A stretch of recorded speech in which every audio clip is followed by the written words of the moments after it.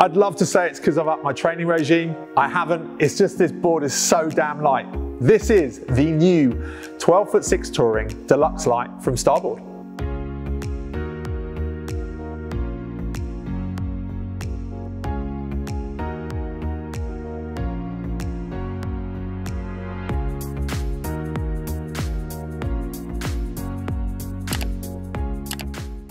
Okay, let's kick this off. I'm going to be biased, wildly biased, because this is probably one of my favourite inflatables. The reason for the slight pause is, well, if I had to have an inflatable, it would probably be this board. If I only ever had to have one board, it would probably be this board, just because I think it's a fantastic shape. It's actually Starboard's best-selling shape. And I would probably have it in this construction. Now, while on the video it says Deluxe Lite, this is Starboard's update to what was always the really popular Zen construction. The update isn't just a name change.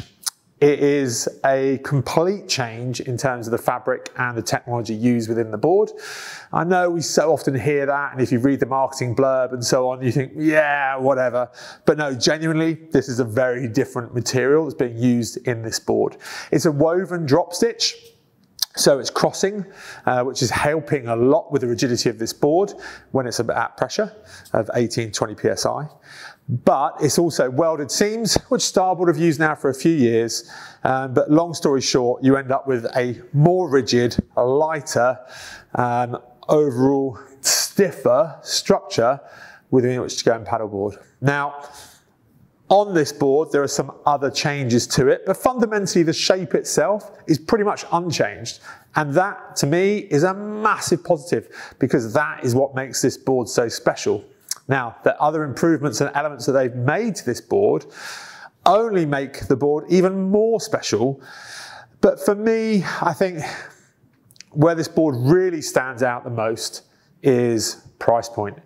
It is a tremendous price point. It represents such huge value for money that unless there was really a big use case to go off and buy the deluxe construction, so the slightly heavier, and in this instance, 1 and almost half a kilos heavier on this board, I would probably struggle to make that decision. That is how good this board is.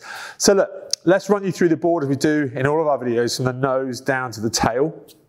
And it's the nose of this board where a lot of what makes it so good starts to happen quite quickly. It fills out to its overall 30 inches in width very, very early on, and it runs a really parallel outline all the way back down to the tail before it starts to taper in slightly.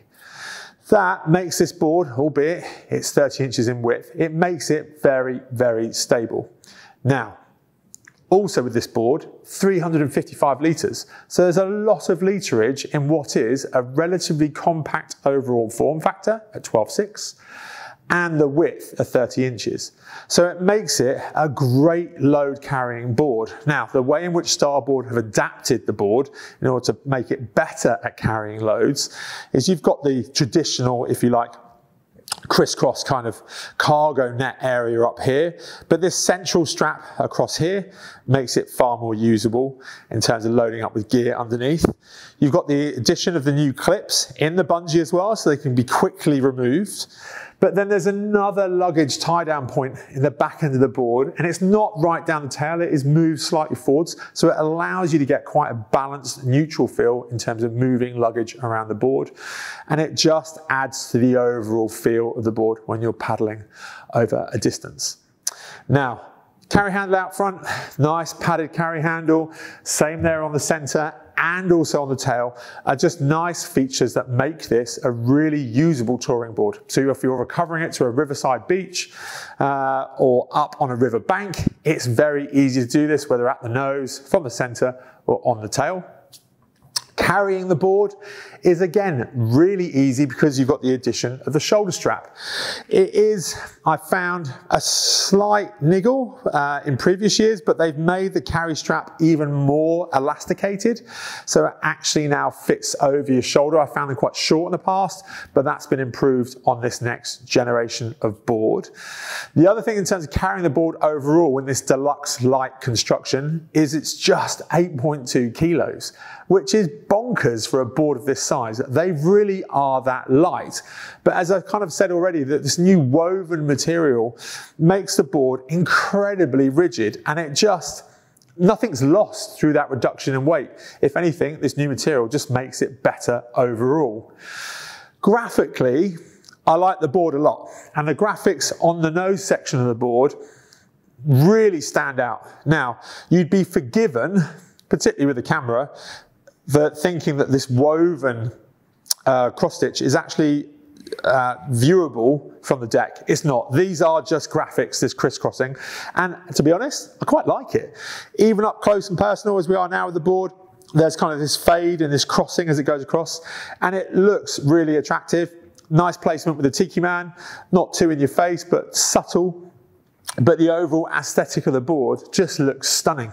And the way they've tied, for example, like the red bungee into this red center line that runs down here, all the way back to then the transition with the deck pad and how it then changes with the kick pad on the back end of the board, it just works. It really does scream quality. And I think once you factor in that price point again, and in the UK, including taxes, you are at $699, that is just a cracking value board. Now, interestingly, Starboard have kind of got off the fence when it comes to kayak seats. And that is the reason for these 2 additional D-rings on the left-hand rail.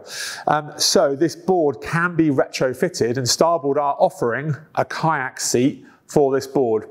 For some of the purists out there, and I have to say I still struggle with it personally, seeing kayak seats on paddle boards are a bit like, really?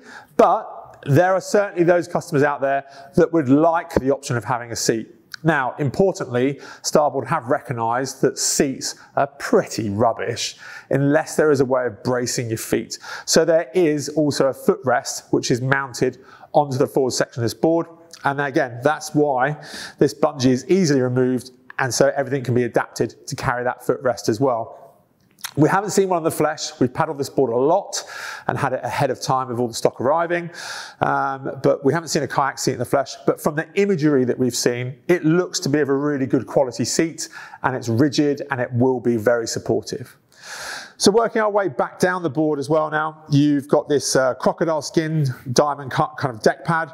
Nice transition with like this rib type finish down the center. Is more attractive than it is, I would say, comfortable underfoot because it's on the centre line. You're not going to spend a tremendous amount of time on it. Working your way back down though, really generous kick pad on the back end of the board. So, you know, it's good if you are out there racing on a weekend in a 12'6" class, then yeah, this will put out a decent turn around a race course. You're not going to break any records, I would suggest. There are better race boards out there, but if you want to think of it almost as like a GT touring type board, then yeah, this definitely fits the bill. Now, just taking the board and rolling it over onto its rail, and it is crazy light. Just to show you the underside, that no fuss kind of overall parallel outline of the board really starts to stand out, and you can see it very, very clearly. Now, you've got a D-ring there on the nose of the board, so if you are looking to secure it again to a pontoon or a riverbank, you've got that option as well, off the back of a boat. And it kind of flows no fuss down to the fin box. Now, the fin box is a really interesting talking point. Now, the board does come with the Dolphin 22 fin as standard. It's kind of Starboard's standard touring fin, if you like. Big, bulbous end to the fin, makes it really stable, provides lots and lots of lateral stability on this board. And it also really encourages great tracking from this board. But the fin box, Starboard have really gone to town on this. Now, most brands will pretty much not make their own fin box. They'll use just an aftermarket fin box. Starboard in this case, no. All in-house, all their design. Not only is it really hydrodynamic now, and they say it's 50% more efficient, but importantly, it folds. The fin box now can be rolled. Now, On this board in particular, due to this new fabric, the board itself rolls a lot smaller. That means with the fin box also, it rolls incredibly small because there isn't this hard point in the board now that you can't fold. Starboard have added this fin box and it makes it, well, it transforms it almost into a much smaller package. So once you start to factor in the overall weight of the board and just its dimensions when packed, it is a cracking bit of kit. And it's only elevated what was and still is my favorite inflatable touring board out there in the market. So who's it for? Well, what we find here at our SUP test centre in Southampton in the UK is a lot of people come in store and they'll pretty much, if they're a new paddler, they tend to make a bit of a beeline for a 10'6" all-rounder type of board. Great, and it serves people really, really well. But for the most part, particularly if people come and see us in store, one of the big advantages here is that, yeah, every board we have in store, you can go and put in the river behind our shop and paddle. And what we find pretty much 2/3 of the time is everyone goes away and there's no hard sell, there's no push from our side because we've got everything and everything's on the shelf. So let us help you find what's right for you. Pretty much 2/3 of the time, somebody will always go away with a longer board than they're expecting. And that really is because predominantly people are paddling in flatter conditions. And that's where waterline length and overall length of the board starts to really play a factor, particularly when people start to see just how much more efficient and how much better the tracking is on a longer board than say a 10'6". And for us, yeah, 12'6", 11'6", 12'6" plus boards really are where we're starting to see people drift towards, even as beginners or first-time paddlers. So don't ever be put off by something of around 12'6" or slightly longer than you're expecting. Certainly, if you are looking for a board that is going to allow you to kind of accomplish those touring aspirations, covering distance with ease, and just having a great time on the water, I would strongly recommend that you consider the Starboard 12'6" Touring Deluxe Lite. It is different to the previous outgoing model because of its construction, because of the additional refinements there, and this is yet again going to be not only the best seller for Starboard, I think, in their touring inflatables, but also one of our best selling boards and certainly one of the most popular in our test centre fleet.